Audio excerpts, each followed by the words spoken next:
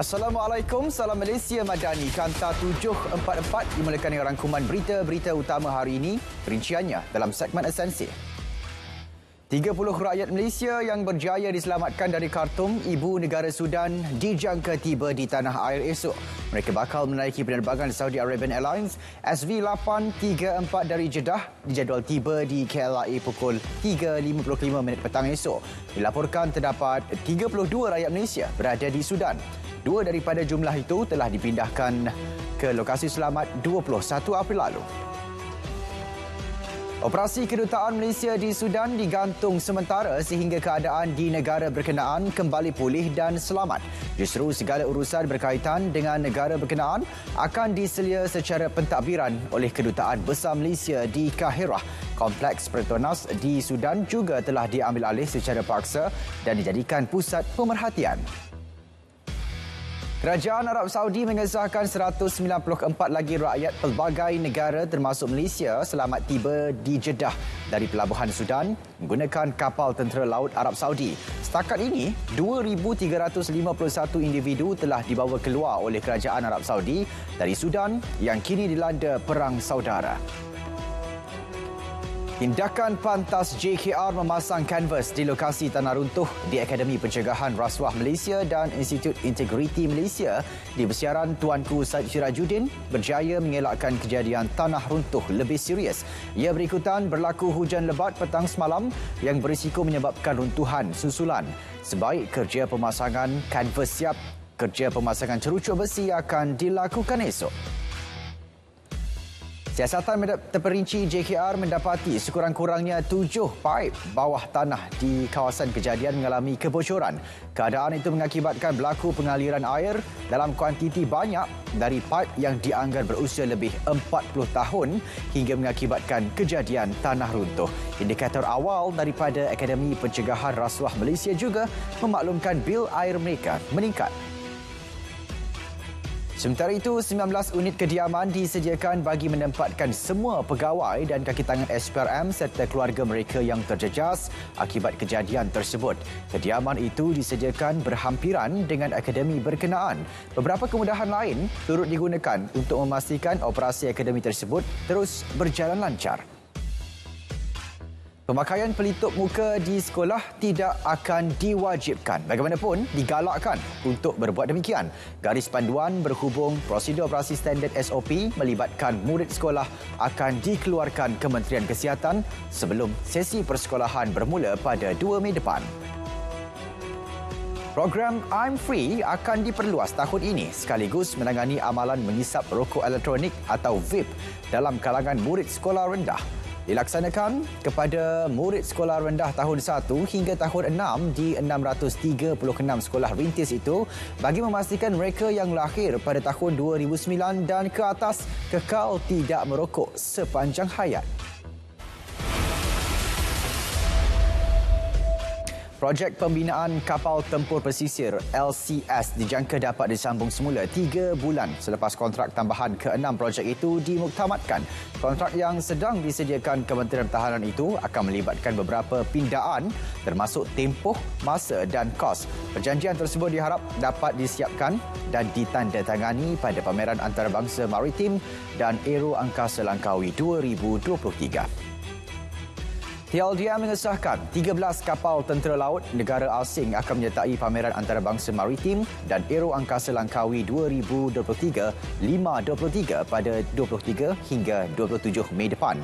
Bagaimanapun, terdapat 2 negara lagi yang belum mengesahkan penyertaan masing-masing di pameran berkenaan dan masih mempunyai masa untuk berbuat demikian. Pameran 523 bertemakan titik perhubungan perdagangan maritim dan Aero Angkasa Asia dengan kali terakhir pameran dwi tahunan itu dianjurkan pada tahun 2019. Laporan Tribunal Bencana Australia mengesahkan tiada unsur sabotaj, kebakaran atau letupan dalam tragedi Double Six di Sabah. Australia mendedahkan laporan hasil siasatan pasukan pengeluar pesawat Government Aircraft Factories GAF serta Jabatan Pengangkutan DOT Australia. Ops Pantau 2023, 374 kes pelbagai kesalahan melibatkan nilai kompaun lebih RM60,000 dikesan melalui pemeriksaan terhadap 66,701 premis di seluruh negara. Operasi dilaksana dari 23 Mac hingga 21 April bagi memastikan pengguna mudah mendapat bekalan makanan serta barangan keperluan harian pada harga munasabah. Sepanjang tempoh itu juga sejumlah 1,127 aduan diterima. PLAS Malaysia Berhad sedia mengaktifkan Smart Lane iaitu pembukaan sementara lorong kecemasan di laluan-laluan tertentu yang kritikal di Lebuh Raya. Keperluan bertujuan melancarkan aliran trafik berikutan berakhirnya cuti persekolahan dan cuti hari pekerja antara 29 April dan 1 Mei. Ketika laluan Smart Lane diaktifkan, pengguna Lebuh Raya dibenar memasuki serta memandu di laluan kecemasan untuk sementara. Bagi mendapatkan info tinjauan pergerakan trafik di Tol Gombak, kita terus saja bersama dengan Siti Nurul Husna Bukhari untuk perinciannya. Husna, silakan. Baiklah, terima kasih Syairul Islam. Saya kini berada di Plaza Tol Gombak untuk tinjauan lalu lintas bersempena Ops Selamat ke-20 yang berakhir pada hari ini. Cuaca hujan dan juga peningkatan kenderaan secara mendadak antara punca yang menjadikan kesesakan lalu lintas di laluan yang berada di belakang saya ini. Juga info yang kita terima dari PLAS dan juga KLK, sebanyak 120,697 kenderaan telah melalui Gombak dan juga Bentong, di mana 7,100 setiap 1 jam. Juga di LPT1 ialah dalam anggaran 42,350. Pertambahan kenderaan semakin meningkat menjelang malam. Oleh itu, meskipun Ops Selamat berakhir pada hari ini, kita doakan anda selamat tiba ke destinasi, juga terus pandu cermat jiwa selamat. Kembali bersama Syarul di Studio Kanta 744. Silakan. Baik, terima kasih Husna di Tol Gombak. Kita beralih ke perkembangan seterusnya. 18 kes kemalangan maut di Johor. Angka itu direkodkan pada minggu pertama Aidilfitri. Jumlah kemalangan 1,584 kes berbanding 1,603 kes dalam tempoh sama tahun lalu. 2,910 saman dikeluarkan melibatkan pelbagai kesalahan. 132 individu ditahan. Baik, ini pula di Terengganu, 7 cedera dalam kemalangan babitkan 2 kereta. Kejadian berlaku di kilometer 72 Jalan Kampung Saujana Setiu. Sebuah kereta yang dalam perjalanan dari Kuala Terengganu menghala ke Besut dilaporkan hilang kawalan dan memasuki laluan bertentangan sebelum bertembung dengan sebuah kereta yang menghala ke Merang Setiu. 4 individu mengaku bersalah atas pertuduhan menghalang tugas dan mencederakan seorang anggota polis di Kulai Johor 22 April lalu. Tertuduh Khalid Khamis, Muhammad Effendi Muhammad Said, Muhammad Fazli Muhammad Said dan Muhammad Haikal Abdul Karim dihadapkan ke Mahkamah Majistret Pontian pagi tadi. Mereka tidak diwakili peguam. Hukuman bagi kesalahan itu akan diputuskan 30 April ini. 4 kes penyeludupan minyak diesel di Kedah dan Perlis dipatahkan pihak kastam dalam tempoh 3 bulan pertama tahun ini. Ia melibatkan rampasan lebih 87,000 liter barang kawalan itu. Selain larangan pengisian minyak diesel dan petrol bersubsidi bagi kenderaan berpendaftaran Thailand, SOP operasi bersama dengan pihak berkuasa negara jiran juga sedang dirangka supaya lebih tersusun dan terancang.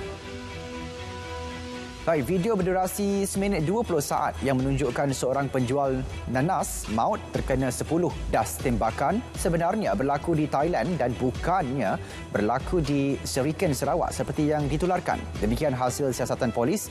Orang ramai sehubungan itu diminta menghentikan penyebaran video berkenaan yang tidak dapat dikenal pasti sumbernya. Mayat lelaki orang kurang upaya OKU ditemukan di dalam longkang di Jalan Persiaran Permai Kerian di Parit Bunta Perak. Mayat ditemukan kira-kira 2 jam selepas bapa mangsa membuat aduan kehilangan remaja berusia 19 tahun itu. Polis mengesahkan tiada unsur pelakuan jenayah di lokasi insiden. Kes kematian diklasifikasikan sebagai mati mengejut. Semua kesatuan sekerja dan pekerja di negara ini disaran memainkan peranan aktif dalam memastikan keselamatan di tempat kerja. Saranan MTUC itu sempena Hari Peringatan Pekerja Antarabangsa yang akan disambut esok. Hari Peringatan Pekerja Antarabangsa disambut pada 28 April iaitu hari memperingati pekerja yang terbunuh, kurang upaya, cedera atau sakit akibat pekerjaan masing-masing. Bina rumah baharu serta gantikan rumah uzur. Itu fokus Kementerian Kemajuan Desa dan Wilayah dalam usaha menyediakan kediaman selesa untuk rakyat di Kedah. Beberapa kawasan penempatan sudah dikenal pasti, kini hanya menunggu senarai lengkap daripada Lembaga Kemajuan Wilayah Kedah. Tumpuan akan diberi terhadap daerah Paling. Berikutan kawasan itu telah 11 kali dilanda banjir sejak 5 tahun lalu. Baik saudara, kita beralih ke perkembangan sukan. Liga Super malam ini menyaksikan pertembungan antara Sabah FC dan Selangor FC yang akan menjadi tumpuan utama. Untuk perkembangan semasa, kita bersama dengan Muhammad Syafif Syahiran Deni yang berada di Stadium Likas Kota Kinabalu. Syafif, teruskan. Baik, terima kasih Syairul. Suasana di stadium cukup hangat ketika ini dengan perlawanan Sabah FC menentang Selangor FC yang telah bermula pada pukul 7.30 malam tadi. Dan cuaca di Kota Kinabalu pada malam ini agak baik dan kedua-dua penyokong pasukan sudah mula berpusu-pusu masuk ke stadium seawal jam 3 petang tadi bagi memberi sokongan serta sorakan kepada kedua-dua pasukan malam ini. Pada malam ini juga Sabah FC menurunkan beberapa pemain utama, antaranya ketua pasukan Badrul Bakhtiar, Pakti Su, Dominic Tan, Darren Lock, Sadir Ramdhani, manakala Selangor FC pula menurunkan Yazan Al-Arab, Faisal Halim, Mukairi Ajmal dan ketua pasukan Brandon Gunn. Ini merupakan pertemuan ke-16 di antara Sabah FC dan Selangor FC. Kali terakhir Selangor menentang Sabah adalah pada bulan September lepas dalam saingan Liga Super yang mana Selangor FC menang dengan keputusan 3-1 di Stadium Likas. Tetapi yang menariknya, perlawanan kali ini adalah pertemuan pertama Ketua Jurulatih Selangor Tan Cheng Ho dan Datuk Ong Kim Swee. Baik, setakat ini perkongsian langsung dari Stadium Likas. Untuk mengetahui keputusan penuh ini, terus menonton kami di Berita RTM kembali ke Angkasa Puri. Terima kasih Syafif di Stadium Likas Kota Kinabalu. China mengarahkan tentera laut yang membawa keluar rakyat negara itu dari Sudan. Jurucakap Kementerian Pertahanan Tan Kifee menyatakan pasukan itu dikerah melindungi nyawa serta harta benda rakyat China di negara bergolak itu. Di Isnin lepas, Beijing telah selamat memindahkan kumpulan pertama yang dianggarkan 1,500 individu. Antara Selasa lepas hingga hari ini, kira-kira 800 orang dipindahkan gerusi jalan laut, manakala lebih 300 lagi telah menyeberang ke negara jiran menggunakan laluan darat. Operasi menyelamat dipergiat dalam tempoh jantan senjata yang berkuat kuasa 72 jam mulai Selasa lepas. Kerajaan Arab Saudi akan terus melaksanakan segala usaha untuk menghentikan pertumpahan darah pertempuran serta memudah cara penyelesaian politik di Sudan. Sebarang keputusan khusus yang dicapai bakal diumumkan dalam tempoh terdekat. Pertubuhan Kesihatan Sedunia WHO sedang menilai ancaman terhadap kesihatan awam selepas pihak bertelakah di Sudan menguasai makmal kebangsaan yang menyimpan sampel penyakit maut di Khartoum. Dibimbangi mereka yang menduduki makmal boleh terdedah secara tidak sengaja kepada patogen yang disimpan selain boleh mengundang kepada risiko biologikal yang besar. WHO turut memaklumkan angka kematian akibat COVID-19 menurun 95% sejak awal tahun ini. Bagaimanapun, ancaman pandemik itu masih belum berakhir memandangkan virus berkenaan masih boleh bermutasi dan menyebabkan gelombang kematian baru. Bagaimanapun, WHO kekal optimistik mengenai kemungkinan akan mengisytiharkan berakhirnya pandemik COVID-19 global pada tahun 2023. Kesatuan Eropah EU bakal menyokong rundingan damai antara kerajaan Colombia dengan gerila FARC. Ketua Dasar Luar EU, Josep Borrell, memberi jaminan blok itu tetap berada di samping Colombia. Rundingan damai Colombia dijadual bermula bulan depan. Di Perancis, para pelancong penerbangan sekali lagi perlu bersiap sedia menghadapi bantahan terbaru ke atas Undang-Undang Pembaharuan Pensyen Kerajaan. Mulai petang Ahad hingga pagi Selasa, pembatalan serta kelewatan penerbangan dijangka berlaku di lapangan terbang Paris-Orly dan Paris-Charles de Gaulle serta di Marseille, Lyon, Bordeaux, Nantes, Toulouse, Nice dan Beauvais.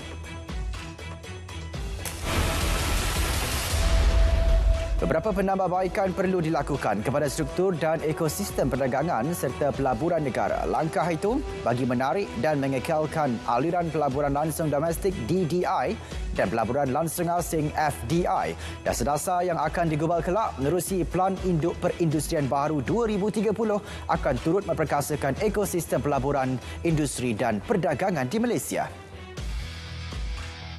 Indeks harga pengeluar IHP bagi pengeluaran tempatan yang mengukur harga barangan di pintu kilang merosot lagi kepada 2.9% pada Mac lepas berbanding 0.8% yang direkodkan pada Februari tahun sama. Trend penurunan itu disebabkan penyusutan dalam sektor pertanian, perhutanan dan perikanan serta pelombangan yang terus mencatatkan perubahan negatif selama 3 bulan berturut-turut pada 2023. Saudara, paparan itu mengakhiri Kanta 744. Menyusul selepas ini berita perdana bersama Andy Reza Rohadian dan Margaret Gampang untuk paparan lebih komprehensif. Saya Syarul Islam. Assalamualaikum. Salam Malaysia Madani.